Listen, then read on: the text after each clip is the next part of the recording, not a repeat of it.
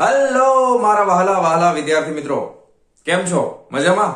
મારું નામ છે ફાલ્ગુન આદ્રોજા, હું રાજકોટથી છું અને તમે જોઈ રહ્યા છો ફિઝિક્સ વિથ ફાલ્ગુન સર. અને વહાલા વિદ્યાર્થી મિત્રો, અત્યારે આપણે જોઈ રહ્યા છીએ ધોરણ 11 ફિઝિક્સ ચેપ્ટર નંબર 14 દોલનો. અને એની અંદર આજે આપણે શરૂ કરવાના છીએ દોલનોનું સ્વાધ્યાય. બરાબર?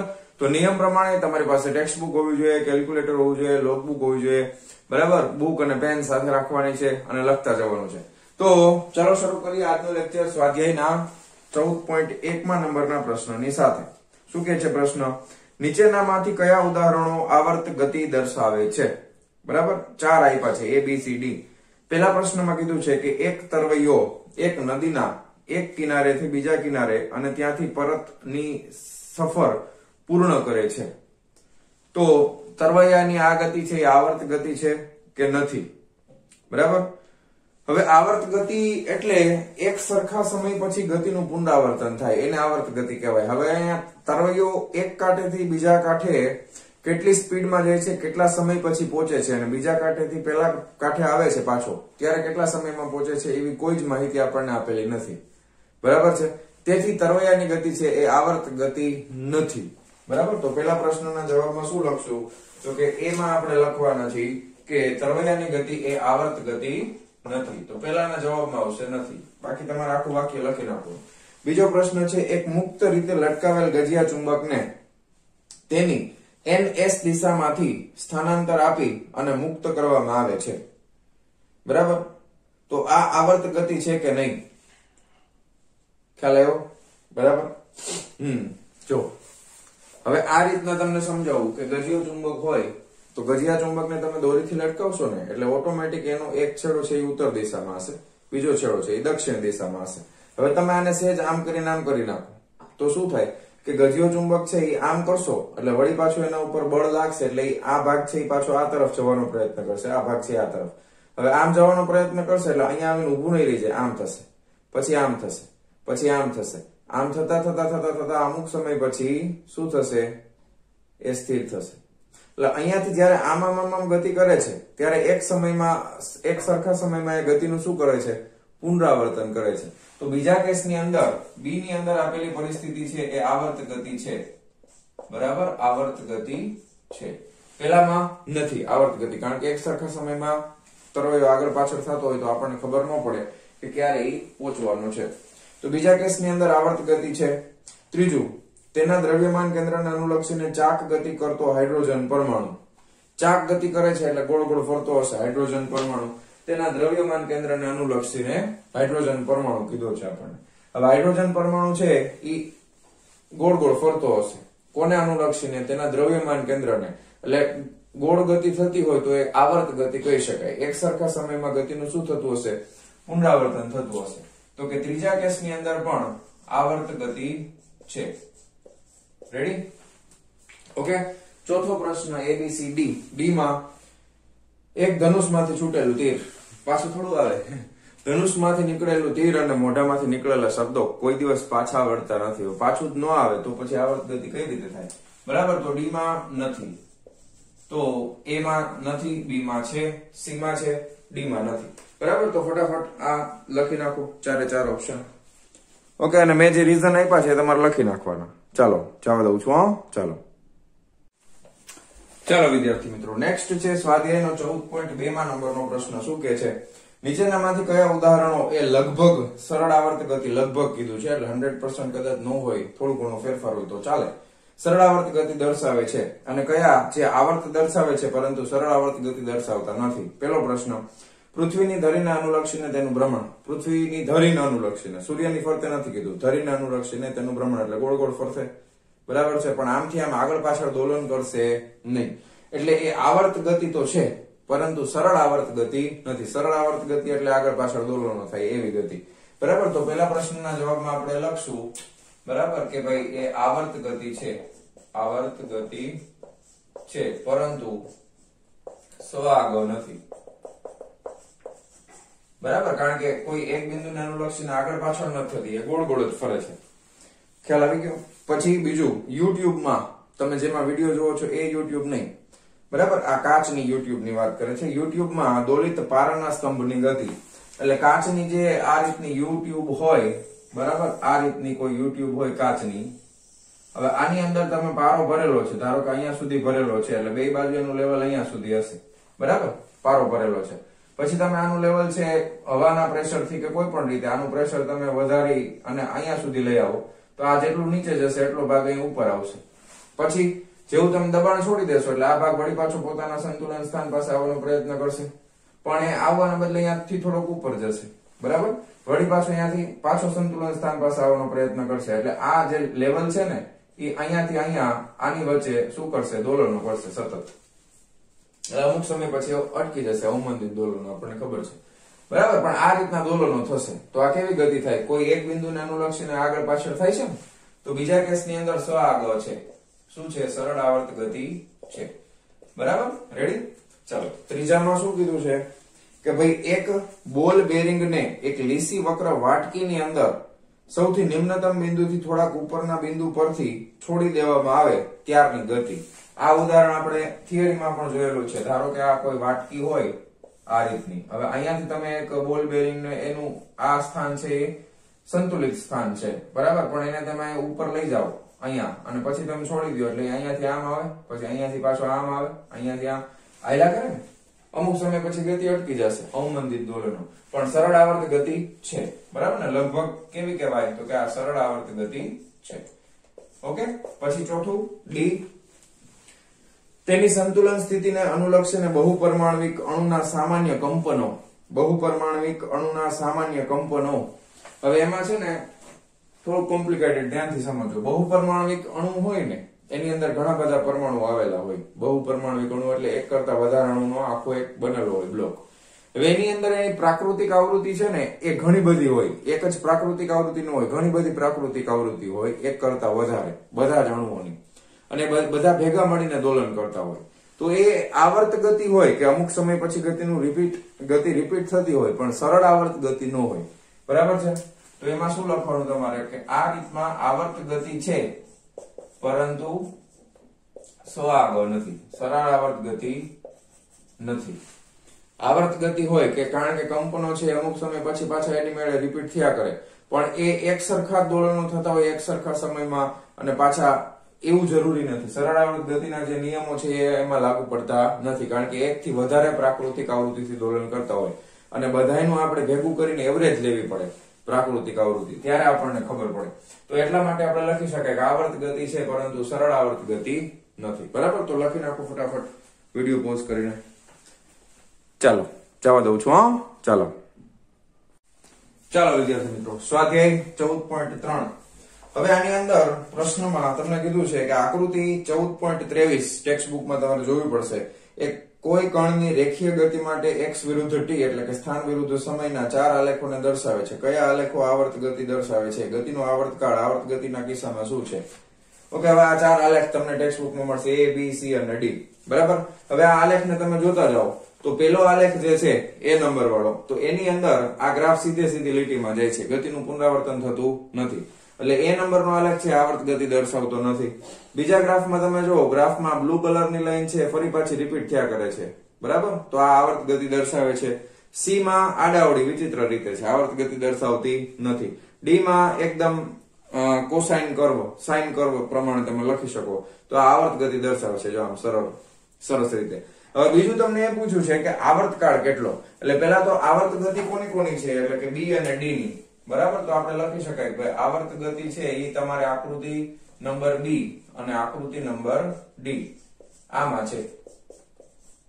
હવે એમાં તમને બીજો પ્રશ્ન એ પણ પૂછ્યો છે કે આવર્તકાળ કેટલો.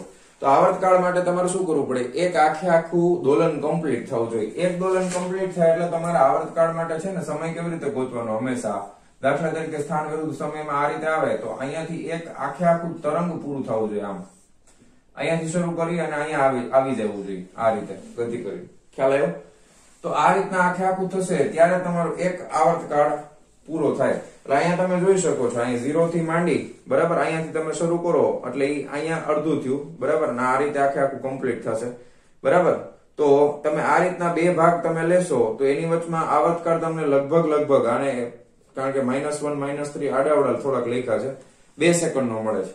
એ પ્રમાણે અહીંયા તમે જો આખું તરંગ ક્યાં કમ્પ્લીટ થાય છે તો કે 1 થી લઈને 2, 2 થી લઈને 3 ની વચમાં એટલે 1 ને 3 એની વચમાં કેટલું આવે 2 સેકન્ડ બરાબર છે સમય જો સેકન્ડમાં આપ્યો હોય તો સેકન્ડમાં છે t કૌંસમાં s લખ્યું છે ને એટલે સમય સેકન્ડમાં છે આમાં પણ કેટલો છે 2 સેકન્ડનો સમય લાગે છે બરાબર 2 સેકન્ડમાં એ દોલન કમ્પ્લીટ થઈ જશે રેડી આ 0 થી શરૂ કરો આ 1 અને અહીંયાથી આ 2 તો 2 સેકન્ડનો આવર્તકાળ છે ઓકે આવર્ત ગતિ b અને d છે બંનેનો આવર્તકાળ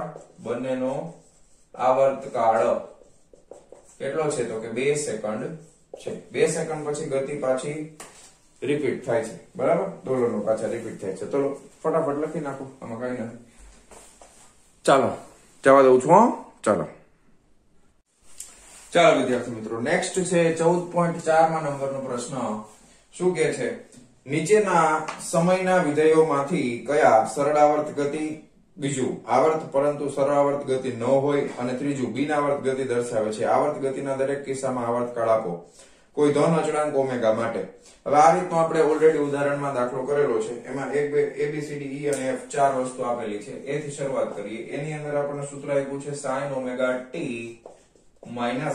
cos ઓમેગા t બોલો શું કરશું યાદ છે ઉદાહરણનો દાખલો 1/√2 √2 વડે ગુણી નાખવાનો અને √2 વડે ભાગી નાખવાનું બરાબર તો અહીંયા √2 વડે ગુણાકાર કરી નાખીએ અંદર આપણે √2 વડે ભાગાકાર કરી નાખશું ગુણ્યા 1/√2 cos ઓમેગા t ગુણ્યા 1/√2 હવે sin ની સાથે cos લેવાનું cos ની સાથે sin લેવાનું એટલે અહીંયા √2 sin ઓમેગા t sin ની સાથે cos એટલે cos 45 એટલે π/4 બરાબર 180 cos 45 માઈનસ અહીંયા cos ઓમેગા t cos હોય તો sin લઈ લેવાનું sin π/4 sin ને cos ભેગા હોવા જોઈએ sin alpha cos beta minus sin beta cos alpha sin alpha minus beta બરાબર છે આ સમીકરણ છે યાદ રાખો sin a માઈનસ b બરાબર sin આલ્ફા cos બીટા એટલે sin a cos b minus sin b cos a આવું સૂત્ર છે ગણિતમાં એટલે યાદ રાખવું પડશે તમારે બરાબર તો આ sin alpha sin a cos b minus sin b cos a બરાબર તો આ થઈ જશે √2 ગુણાકારમાં sin ઓમેગા t માઈનસ π/4 રેડી આ રીતે આપણને મળશે તો આ આપણને કેવું સમીકરણ આપે છે a sin ઓમેગા t + 5 છે ને એના જેવું sin હોય અથવા cos હોય આપણા માટે બે સરળ આવર્ત ગતિ છે જનરલ સમીકરણ શું છે સરળ આવર્ત ગતિનું સૂત્ર શું થાય તો કે xt સમયનું વિધેય છે a cos ઓમેગા t + 5 બરાબર તો અહીંયા આગળ a છે એ કંપ વિસ્તાર છે તો અહીંયા આગળ a બરાબર શું થઈ જાય √2 પછી ઓમેગા એટલે ઓમેગા t એટલે અહીંયા આગળ આવર્તકાળ આપણે ગોતવો પડશે તો આવર્તકાળ આપણને કેવો મળે તો કે આવર્તકાળ બરાબર t બરાબર 2π/ઓમેગા તો ઓમેગા બરાબર 2π/t થાય તો t બરાબર શું થાય 2π/ઓમેગા એ સ્મોલ t ગુણાકારમાં ખાલી ઓમેગા છે એટલે અહીંયા આવર્તકાળ કેટલો હશે 2π/ઓમેગા અને પ્રારંભિક કળા બરાબર અને લાસ્ટમાં શું આવશે તો કે પ્રારંભિક કળા phi બરાબર અહીંયા માઈનસ છે તો -π/4 ઓકે તો પહેલા કિસ્સાની અંદર સરળ આવર્ત ગતિ છે અને એનો આવર્તકાળ કેટલો છે 2π/ઓમેગા છે ક્લિયર આવો આપણે ઓલરેડી જોયેલો હતો પછી બીજા કિસ્સાની વાત કરીએ તો બીજા કિસ્સાની અંદર તમને આવું સમીકરણ આપ્યું છે sin ક્યુબ ઓમેગા t હવે આવું ક્યુબ વાળું લગભગ આવતું નથી હવે આના માટે એક સમીકરણ છે સમીકરણ શું છે ધ્યાન આપજો sin 3θ બરાબર sin 3θ બરાબર 3 sin θ માઈનસ 4 sin ક્યુબ θ આવું એક ગણિતનું સૂત્ર છે બી ગ્રુપ વાળા કહે છે અમારે આની અંદર શું લેવા દેવા પણ હવે આપ્યું છે સ્વાધ્યાયમાં તો આપણે શું કરીએ કે sin 3θ બરાબર 3 sin θ માઈનસ 4 sin ક્યુબ θ આવું એક ગણિતનું સૂત્ર છે હવે એના ઉપરથી sin ક્યુબ θ ને કરતા બનાવીએ તો આને આ સાઈડ લઈ લઈએ આને આ સાઈડ લઈ લઈએ એટલે 4 sin ક્યુબ θ બરાબર 3 sin θ માઈનસ sin 3θ બરાબર તેથી sin ક્યુબ θ બરાબર શું થઈ જશે 1/4 3 sin θ માઈનસ sin 3θ બરાબર હવે આને આની હારે સરખાવી દો તો θ ની જગ્યાએ ઓમેગા t લખવું પડશે એટલે આપણે અહીંયા લખી શકાય કે ભાઈ sin ક્યુબ ઓમેગા t બરાબર શું થાય 1/4 3 sin omega t minus sin 3 omega t okay, ખ્યાલ આવી ગયો? તો આના બરાબર આપણે આ લખી શકાય. હવે અહીંયા આગળ ડાયરેક્ટ અહીંયાથી સમજો કે અહીંયા આગળ આ એક સ્વતંત્ર પદ હોય sin ઓમેગા t, તો એ સરળ આવર્ત ગતિ છે. sin 3 ઓમેગા t આ પણ સરળ આવર્ત ગતિ છે, પણ બે ભેગા થાય એટલે અહીંયા પ્લસ માઇનસ આવી જાય, તો આ આખે આખું તંત્ર છે એ સરળ આવર્ત ગતિ દર્શાવતું નથી, માત્ર આવર્ત ગતિ દર્શાવે છે. અહીંયા આગળ શું છે તો કે માત્ર આવર્ત ગતિ છે, માત્ર આવર્ત ગતિ દર્શાવે છે, સરળ આવર્ત ગતિ દર્શાવતું નથી, કારણ કે આ વચમાં માઇનસ આવી ગયું છે, બરાબર છે ને? અહીંયા ઓમેગા ટી છે, અહીંયા 3 ઓમેગા ટી છે. હવે આવર્તકાળ કેટલો થાય તો કે આ પદનો આવર્તકાળ મારે જોતો હોય તો આવર્તકાળ t બરાબર થઈ જશે 2π/ઓમેગા, અને મેં તમને સમજાવ્યું છે, શીખવાડ્યું થિયરીમાં કે ઓમેગાના ગુણાકારમાં જે હોય ને તો આ પદ માટેનો આવર્તકાળ આપણે લખતા હોય તો એ કેટલો થઈ જાય 2π/3 ઓમેગા થઈ જાય, બરાબર? તો એક પદનો આવર્તકાળ છે 2π/ઓમેગા, બીજા પદનો આવર્તકાળ છે 2π/3 ઓમેગા. પણ આખું જ્યારે સરવાળા બાદબાકીમાં ભેગું હોય ને, બરાબર છે, ત્યારે છેદમાં જે નાનામાં નાનું હોય એને આવર્તકાળ તરીકે લેવું. તો આખા તંત્રનો આવર્તકાળ આપણે જો લખવો હોય તો એ 2π/ઓમેગા લખી શકાય, કારણ કે અહીંયા છેદમાં જો 3 છે, બરાબર છે? તો છેદમાં સૌથી નાનું શું છે તો કે ઓમેગા. તો તમારે આખા તંત્રનો આવર્તકાળ કેટલો લખવાનો? 2π/ઓમેગા. શું લખવાનું? 2π/ઓમેગા. તો આ થઈ ગયો બીજા નંબરનો પ્રશ્ન. a b બોર્ડમાં હજી જગ્યા છે તો c માં પણ જોઈ લ્યો. a b c, હા, c પણ આપણે જોઈ લઈએ અહીંયા સાથે. c ની અંદર શું આપ્યું છે તો કે 3 cos π/4 - 2 ઓમેગા t. ઘણાને લાગતું છે કે સાહેબ આપણે મેથ્સ કરી છે ફિઝિક્સ કરી છે, ખ્યાલ નથી આવતો કાંઈ, બરાબર? હા, ધ્યાન આપો. હવે કોસમાં છે ને નિયમ છે, કોસમાં શું નિયમ છે કે કોસમાં હું માઇનસ છે ને એને ગરકાવી શકું એમ અંદર, કોસ માઇનસ ને ખાઈ જાય, સાઇન નો ખાઈ જાય. કોસમાં તમે માઇનસ થીટા હોય ને, જો આવો કોસનો નિયમ આવો છે કે કોસ માઇનસ થીટા હોય ને તો એના બરાબર તમે કોસ થીટા લખી શકો, પણ જો સાઇનમાં તમે માઇનસ થીટા હોય ને તો એમાં માઇનસ બહાર નીકળે, ઉલટી કરી દે માઇનસ ની. કોણ? તો કે સાઇન. પણ અહીંયા કોસ છે એટલે અહીંયા મેં શું કર્યું, માઇનસ છે અને કોમન કાઢી દીધું, કારણ કે જનરલી આપણે સમીકરણમાં સરળ આવર્ત ગતિમાં ઓમેગા ટી પ્લસ ફાઈ ના સ્વરૂપમાં હોવું જોઈએ. તો આ માઇનસ તો કોસ છે એ ખાઈ જાય એટલે વધશે શું? ખાલી 3 cos 2 ઓમેગા ટી માઇનસ π/4. તો હવે આ સરળ આવર્ત ગતિ દર્શાવે છે. તો આના માટે તમે આવર્તકાળ જોઈએ છે ને આપણે, તો આવર્તકાળ માટે શું કરવાનું? અહીંયા જો આવર્તકાળ t બરાબર 2π/ ઓમેગા ના ગુણાકારમાં 2 છે એટલે અહીંયા તમારે 2 ઓમેગા લખવું પડે, તો અહીંયાથી ઉપર નીચે બગડો ઉડી જાય તો શું વધે? π/ઓમેગા. તો અહીંયા આગળ આવર્તકાળ કેટલો છે? π/ઓમેગા, અને પ્રારંભિક કળા ફાઈ કેટલી છે? તો -π/4 છે. આની જેમ જ તે ખ્યાલ આવી ગયો? તો આ હતા, બોર્ડમાં જગ્યા નથી. a b અને c બાકીના હું તમને કરાવું છું. પેલા આટલા લખી નાખો ફટાફટ, વિડિયો પોઝ કરી. મેથ્સમાં જે લોકોને બી ગ્રુપ હોય એ ગ્રુપ વાળાને ગોખવું તો પડશે જ. તો આ એક સમીકરણ છે ગોખવું પડશે, પછી તમને ખ્યાલ આવશે, બરાબર? તો આટલું લખી નાખો ફટાફટ. ચાલો જવા દઉં છું. હા, વિડિયો પોઝ કરીને લખી લેજો. ચાલો વિદ્યાર્થી મિત્રો, હવે E અને F, સોરી, આપણે ક્યાં સુધી કર્યા? A B C સુધી કર્યા ને કે D કરી નાખ્યું? ના, D બાકી છે ને. A B C, હા, D થી બાકી છે. ચાલો, D માં આપણે પહોંચ્યા છીએ cos ઓમેગા t, લખીએ પહેલા cos omega t plus cos 3 omega t plus cos 5 omega t. ત્રણ પદ આવી ગયા. બધાય ઇન્ડિવિડ્યુઅલી સરળ આવર્ત ગતિ દર્શાવે છે, પણ બધાયનો સરવાળો કરો તો એ સરળ આવર્ત ગતિ ન હોય. માત્ર કેવી હોય તો કે માત્ર આવર્ત ગતિ હોય, બરાબર? અને બધાનો કોમન આવર્તકાળ કાઢવાનો છે. તો આના માટેનો આવર્તકાળ t લખો તો શું થાય તો કે 2π/ઓમેગા થાય, બરાબર? આને t1 કહી દો. આના માટે આવર્તકાળ લખો તો શું થાય તો કે 2π/3 ઓમેગા થાય, બરાબર? કારણ કે આ ગુણાકારમાં 3 છે. આનો આવર્તકાળ કાઢો તો આનો શું થાય તો કે 2π/5 ઓમેગા છે. મેં શું કીધું તું? કયો આવર્તકાળ લેવાનો? છેદ સૌથી નાનો હોવો જોઈએ. તો કોનો છેદ સૌથી નાનો છે? આનો. તો આખા તંત્રનો કોમ્બાઈન આવર્તકાળ આપણે લેવો હોય તો કેટલો આવશે તો કે 2π/ઓમેગા છે. તો આવર્ત ગતિ છે પરંતુ સરળ આવર્ત ગતિ નથી, બરાબર છે? પરંતુ સઆગળ નથી, સરળ આવર્ત ગતિ નથી. રેડી? પછી ABCD E માં શું કીધું છે? જો એક્સપોનેન્શિયલ -ω²t². વળી કે આ સાહેબ શું વળી આવ્યું નવું? ઓહો, આના બરાબર શું લખાય? જો આના બરાબર આમ એક્સપોનેન્શિયલ એટલે e ની ઘાત, બરાબર? જે લોકો બી ગ્રુપમાં હોય એક્સપોનેન્શિયલ એટલે e ની ઘાત, અહીંયા જે કઈ પણ આપ્યું છે એ મૂકી દેવાનું minus omega square T square. હવે આવું ઉદાહરણમાં આપણે જોયું હતું બરાબર. ઈ એક અચળાંક છે 2.718 જેની કિંમત છે. હવે આને તમે આમે લખી શકો 1 ના છેદમાં e ની ઓમેગા સ્ક્વેર ટી સ્ક્વેર લખી શકો બરાબર છે. હવે જેમ સમય વધતો જશે એમ ચર ઘાતાંકીય રીતે આ જે કઈ પણ વસ્તુ આપેલી હોય x y z એ સમયની સાથે સતત અને સતત ઘટતું જશે અને અનંત સમય થાય ત્યારે એ શૂન્ય થઈ જશે. તો આમાં કોઈ આવર્ત ગતિ નથી. તો આ કોઈ આવર્ત ગતિ નથી. આવર્ત ગતિ નથી. જ્યારે e ની ઘાત આવે ને ત્યારે તમે એને એમ કહી શકો ચર ઘાતાંકીય રીતે. કેવી રીતે?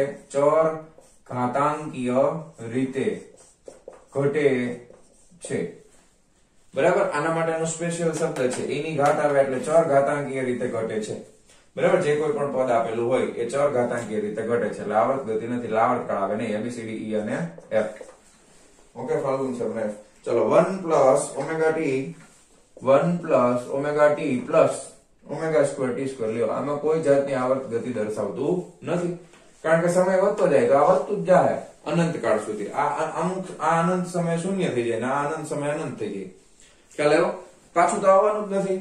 તો આ સરળ આવર્ત ગતિ આ સઆગ નથી બરાબર. અને આવર્ત પણ નથી. સઆગ નથી તથા આવર્ત ગતિ પણ નથી